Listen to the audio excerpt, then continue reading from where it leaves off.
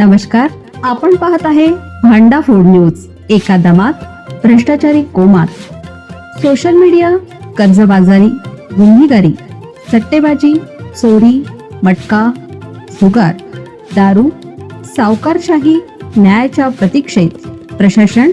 भांडा food news. एका दमात भ्रष्टाचारी कोमात. सांगली सातारा विधान परिषद रणांगणात कोट्याधीश उमेदवार आमने सामने.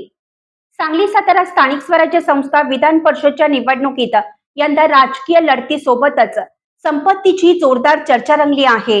महायुतीचे उमेदवार धैर्यशील कदम आणि महाविकास आघाडीचे उमेदवार अभयसिंह जगताप या दोघांनी निवडणूक प्रतिज्ञापत्रातून आपल्या मालमत्तेचा तपशील जाहीर केला असून दोघेही कोट्याधीश असल्याचं स्पष्ट झालं आहे.